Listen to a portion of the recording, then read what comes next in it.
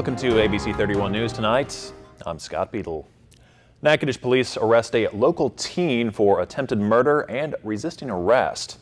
18-year-old Stephen Vercher Jr. is accused of shooting 22-year-old Jamie Zeno of Natchitoches early this morning on Berry Avenue. Zeno was shot in the upper chest and has been taken to University Medical Center in Shreveport. A SWAT team negotiated with Vercher to surrender. Police say he was holed up in an apartment on Brahma Drive. Alexandria police are seeking your help in finding a man who suffers from Alzheimer's and might be disoriented. 78-year-old David Hardy was last seen Saturday around noon on Broadway. His vehicle was found yesterday in Elizabeth with spoiled groceries inside. He has no family there, so police are unsure of why he went there. Please call them if you can help to locate him. Qualifying for a fall election starts tomorrow and ends on Friday. Races include those vying for village, town, and city positions throughout the state, plus district judge races. There is a special election for state treasurer, and some members of the Court of Appeals will also be up for election. The primary is on October 14th. Local and state district candidates will qualify with their parish clerk of court. All others will fill out forms with the Secretary of State in Baton Rouge. And of course, early voting starts on September 30th. We're looking at more unsettled weather here in central Louisiana. Meteorologist Ross Whitley is here with a first look at your forecast. Hey, that's right. For the second day in a row, we've had rain around the area, but none officially recorded at the airport. Once again, showing 0.00 there, even though it's rained in most places once again. Temperatures did top out right at the normal for this time of year, 92 degrees, and overnight last night we actually a little bit cooler than where we should have been at 71. 92 and 73 is where we should be. And on 1917, on this day, it was 105. Luckily, we're not going to see any of those temperatures anytime soon, but we could be talking about the mid-90s, and we got more unsettled weather to talk about, maybe even some tropical moisture. I have the details coming up. Robots were the focus today for some students as they brought them to life. ABC 31's Joanna Phillips has the story. Northwestern State University in Natchitoches is teaching children the basics of technology, engineering, and programming. The Department of Engineering Technology is hosting a free robotics summer camp for beginner and advanced students. Students ages 7 to 12 are learning how to assemble small robots step by step. This is the 7th year for the robotics camp. Sometimes we do 3 or 4 a summer, and we do that we get grants from the Natchitoches Chamber of Commerce and the Natchitoches Community Alliance and the United Way sometimes. They're learning basic electronics, electrons, current, circuit, voltage, and principles of it, and putting it together mechanically, and it increases their mechanical aptitude and their electronic and mathematical aptitude. For some students, they find it difficult to comprehend some of these things in a regular school setting. And the camp aims at teaching these same things in a more hands-on way. The robots will also be programmed through a computer to get them moving for a race at the end of the day. You put like a little chip in it, and then you tell it to go forwards, backwards, side, inside. We're gonna have a race, and whoever wins gets a robot, and they get to take it home. In Natchitoches, Joanna Phillips, ABC 31 News. LBM Productions' annual summer camp is now underway. ABC 31's Char Thomas has that story. What was once limited to here in the Alexandria Mall is now being used for LBM Productions for a limited time. 3 years ago, Lane Barry Miller started LMB Productions, a production company that is dedicated to discovering and developing talent in the central Louisiana area. Every summer, LMB Productions hosts a 2-week acting camp that is dedicated to acting, singing, and dance. Well, one thing I really want to teach them, and Jan does this too, is the importance of being a team and doing your job and supporting one another. And that's really what the key about theater is all about, is working together. And then their skills of singing, dancing, and acting, we hope that they feel that they leave here a little bit better than when they came. And the fun of doing it, making new friends, and just having a good time using their talent. The campers will get to show their talents on July 22nd at LSUA's Richard Garney Theater at 2 o'clock and 7 o'clock p.m. For more information on ticket prices, visit www.lsuac.edu.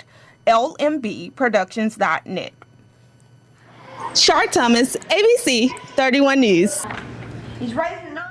Dan Bourne spoke to the Rotary Club today as they celebrated their 100th anniversary. One of the key points that we're going to talk about that has nothing to do with football is the tremendous contribution that Central Louisiana made to helping win World War II. Bourne hopes that something can be done to memorialize the contribution that Alexandria and the surrounding areas made during the war. As weeds become more resistant to herbicides, plant breeders are faced with the challenge of developing new varieties that are resistant to new or older herbicides. A new rice variety being released by the LSU Ag Center H. Rouse Caffey Rice Research Station is showing promise. Ag Center correspondent Craig Gautreaux has the story. For more than 15 years, farmers have been growing Clearfield rice varieties, a line that is resistant to the herbicide New Path. Clearfield varieties were crucial in overcoming red rice and other weedy rices that are very similar genetically to commercial rice. But over time, these weeds have been showing resistance to New Path, forcing plant breeders to develop a new line. Scientists at the LSU Ag Center H. Rouse Caffey Rice Research Station are introducing the Provisia line of rice they believe will complement Clearfield lines well.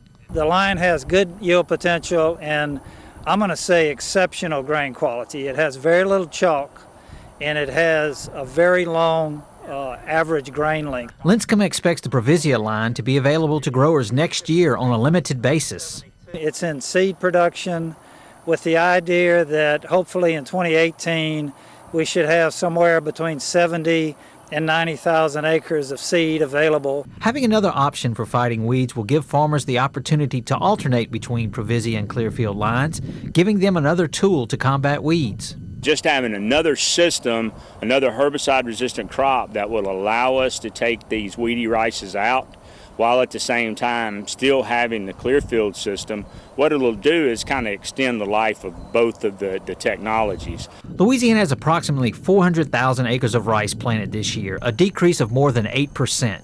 The crop did suffer some limited damage from Tropical Storm Cindy. It really dinged up a lot of our rice and it blanked a lot of that rice, and we have a lot of rice that has a distinctive brown color to it. Some people call this bruising. Harold said the significance of damage will not be known until harvest. With the LSU Ag Center, this is Craig Gautreaux reporting. Rice production in Louisiana contributed more than $360 million to the state's economy just last year. Enter to win a carport from Quality Outdoor Products in Leesville. An $800 value in the color of your choice, plus option to upgrade to something bigger at Quality Outdoor Products. To enter, register online on Facebook or Twitter. Enter daily to increase your chances of winning.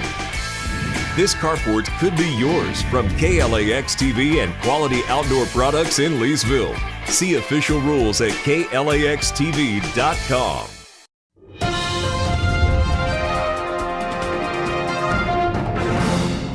Hi, I'm meteorologist Ross Whitley, and currently it's 78 degrees at the airport. The dew point is 76 degrees, making it feel like 90.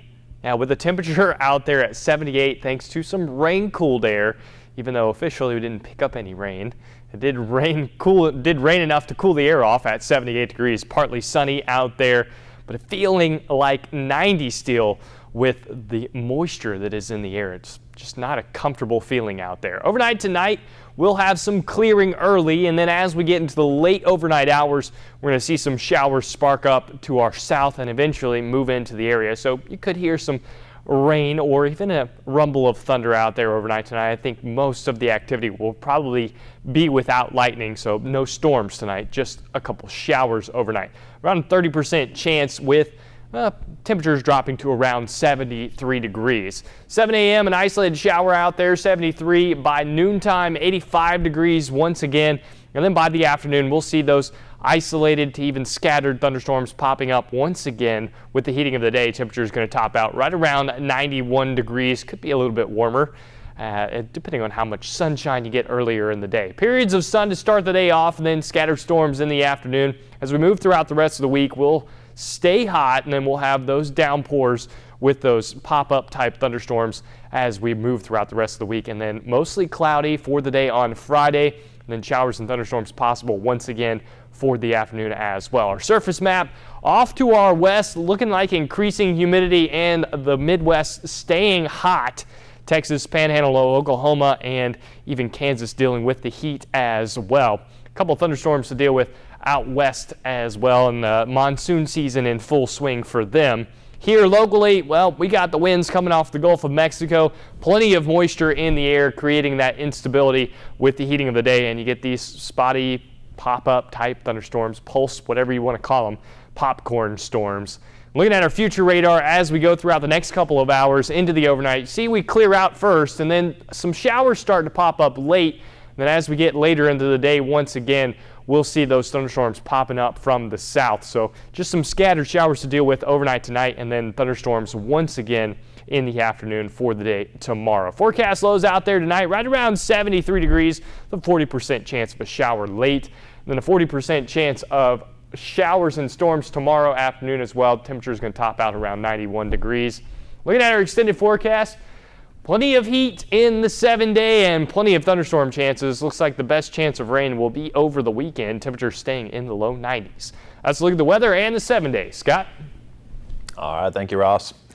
Could the solution to Alzheimer's be found in a game? A new study takes a look. With more, here's Janae Norman. The daily crossword in the newspaper, a book full of Sudokus, mental games to stay sharp and hopefully stave off Alzheimer's are all the rage. One popular website in particular, Lumosity, charges for brain games to help players improve their minds and ward off dementia. But in a new study, researchers at the University of Pennsylvania took 128 young people, assigning half of them to complete 10 weeks of training on this video game platform, the other half assigned to play regular video games of their choice. When both groups had cognitive testing, they found both posted nearly identical rates of improvement in various measures, suggesting the specifically designed games were no better than video games in general. Important to note, of course, that this test was in young, healthy volunteers, not the intended audience for brain training games. But it goes to show how much more we need to learn before we can find an antidote to dementia. With this Medical Minute, I'm Janae Norman. Thanks for watching ABC 31 News. Have a great night.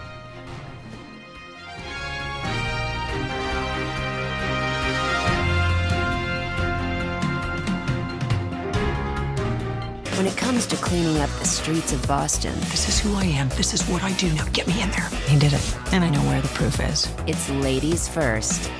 Rizzoli and Isles. Weekends at 11 on KLAX TV. Our military makeover recognizes the sacrifice of a deserving young Marine. Tune in and learn about an American hero, the community and the companies who come together to give back